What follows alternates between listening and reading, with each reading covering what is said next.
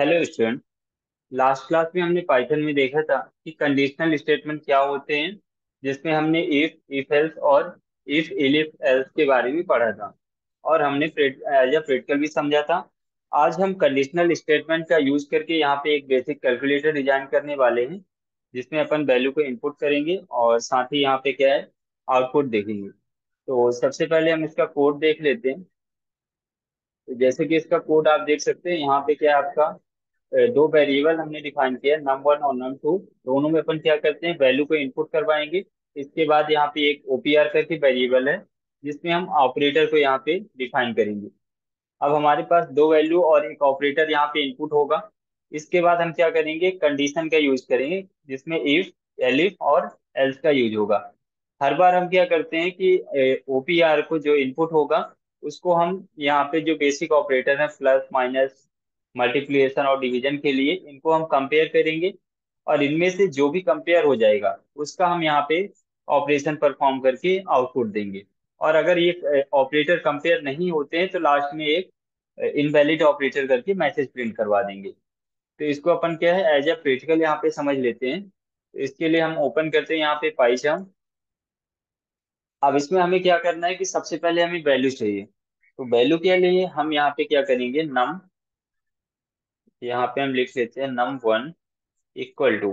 अब आपको इनपुट करवाना है, तो इनपुट के लिए क्या होगा, आप यूज करोगे इनपुट। यहाँ पे क्या क्या यूज करते हैं, आप इनपुट यूज करते हैं।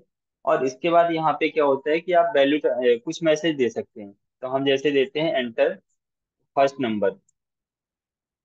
यहाँ पे हम करें एंटर फर्स्ट नंबर। तो यहाँ पे क्या होगा, फर्स्ट नंबर इनपुट होगा। अब ये क्या, जो नंबर यहाँ पे इनपुट हो, यहाँ पे क्या है, जो भी नंबर इनपुट हो, उसको हम यहाँ पे कन्वर्ट करेंगे एज ए इंटीजर। क्योंकि आप देखें, जैसे कोई वैल्यू इनपुट होती है, तो उसका जो टाइप आता है, आप अगर यहाँ पे टाइप देंगे, प्रिंट, अपन चलाते हैं टाइप। और अगर टाइप चेक करें हम किसका, नम वन का, नम वन का टाइप चेक करेंगे। तो सबसे पहले इसको रन करवाएं, और रन करवाने पे हम यहाँ पे कोई वैल्यू इनपुट करें और एंटर करें। तो आप देखेंगे इसका जो टाइप आ रहा है वो एस टी आ रहा है, यानी स्ट्रिंग आ रहा है। लेकिन स्ट्रिंग में क्या हो, कैलकुलेशन होगा नहीं। आप अगर यहाँ पे क्या करते हैं, एक वैल्यू और ले लेते हैं। हम यहाँ पे इसको कॉपी करें, देन पेस्ट करते हैं, और इसको हम कर देते हैं num2। और मैसेज दे देते हैं यहाँ पे सेकेंड नंबर। यहाँ पे क्या है, इनपुट सेकेंड नंबर। अब हम यहाँ पे क्या करेंगे, टाइप की जगह में हम यहाँ पे करते हैं num1 प्लस num2। दोनों का हम एडिशन करते हैं और रन करवाते हैं। फर्स्ट नंबर यहाँ पे जैसे हम 25, सेकेंड 12। तो आप देखिए आउटपुट यहाँ पे क्या आ रहा है, 25 और 12 एक साथ लिख के आ रहा है। ये स्ट्रिंग को कॉन्केटनेट कर रहा है, जबकि हमें क्या कर रहा है, एडिशन करवाना है। तो इसलिए हमें क्या करना पड़ेगा, जो वैल्यू इनपुट हो रही है उसे इंटीजर में कन्वर्ट करना पड़ेगा। तो हम यहाँ पे इनपुट के पहले यूज करेंगे इंट। और ऐसे ही यहाँ पे क्या होगा, इंट, और इसके बाद ब्रैकेट ओपन करेंगे, इसमें लिखेंगे इनपुट, और लास्ट में हमें ब्रैकेट क्लोज करना है। एज इट इज हम इसमें भी करेंगे। यहाँ पे ब्रैकेट हम पहले ओपन कर देते हैं, बाद में हम लिखते हैं इंट, और इसके बाद लास्ट में हम यहाँ पे क्लोज कर देते हैं। अब अगर हम इसको रन करवाते हैं, और यहाँ पे जैसे फर्स्ट नंबर पूछ रहा है, देन सेकेंड नंबर, और एंटर करें, तो आप देखेंगे इस बार इसका क्या आ रहा है, एडिशन आ रहा है। तो ये आपके जो नंबर है वो इंटीजर में आने लगे। हम इसका टाइप भी चेक कर सकते हैं, TYP, और टाइप में आप पास कर दो num1, num1 num2 जो भी आपको पास करना है, क्योंकि हम दोनों के यहाँ पे कन्वर्ट कर रहे हैं। रन करवाएं तो आप देखेंगे यहाँ पे जैसे अपन नंबर दें, इस बार जो टाइप आ रहा है वो क्या आ रहा है, इंट आ रहा है। जबकि इसके पहले क्या आ रहा था, STR आ रहा था। तो अब हमारे पास जो वैल्यू हो वो यहाँ पे किस में आने लगी, इंटीजर में आ गई। अब हमें क्या करना है, यूजर से एक इनपुट और लेना है।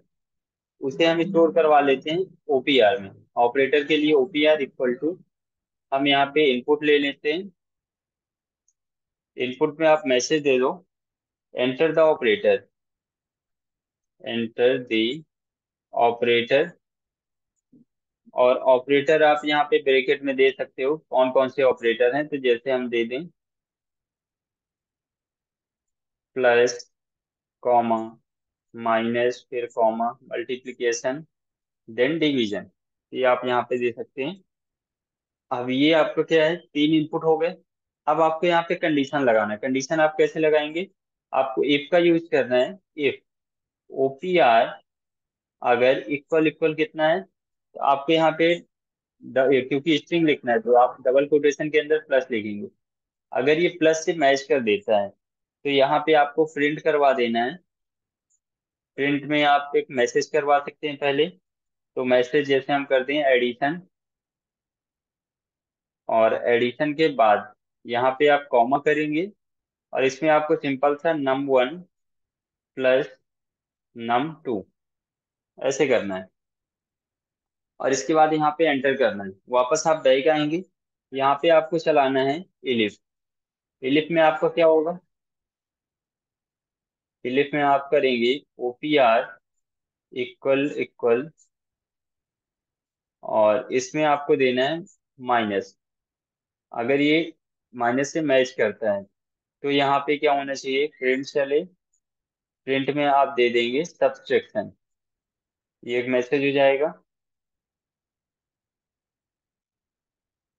सब्ट्रैक्शन। और इसके बाद कॉमा करके हम कर देते हैं num1 माइनस num2। ये हमारा कैलकुलेशन होगा। इसके बाद देन यहाँ पे वापस आना है बैक आपको। इसमें आपको फिर चलाना है इलिफ, और इलिफ में ओपीआर इक्वल इक्वल, यहाँ पे इस बार अपन कर देते हैं मल्टीप्लिकेशन। और मल्टीप्लिकेशन अगर है तो यहाँ पे अपन प्रिंट करवाएंगे मल्टीप्लिकेशन, मल्टीप्लिकेशन। और इसके बाद आपको यहाँ पे क्या करना है, मल्टीप्लाई कर देना है। तो हम जैसे कर देते हैं num1 इंटू num2, यहाँ पे अपन लगाएंगे कॉमा। ये हमारा मल्टीप्लिकेशन भी हो गया। देन यहाँ पे एंटर करें। इसके बाद फिर हम लगाएंगे इलिफ। इलिफ में ओपीआर इक्वल इक्वल, अगर ये क्या है स्लैश है तो यहाँ पे डिवीजन होना चाहिए। यहाँ पे अगर स्लैश है तो प्रिंट हो, प्रिंट मैसेज कर सकते हैं डिवीजन। और डिवीजन के बाद डिवीजन होगा कैसे, तो कॉमा करके आपको लिखना पड़ेगा num1 प्लस num2, ये डिवीजन हो जाएगा। और देन आपको क्या करना है, यहाँ पे लास्ट में अगर कोई अदर इनपुट देता है तो आप यहाँ पे एल्स चला सकते हैं। एल्स, एल्स में आप प्रिंट करेंगे in wrong input, wrong input या इनवैलिड ऑपरेटर। जैसे अपन कर दें इनवैलिड ऑपरेटर,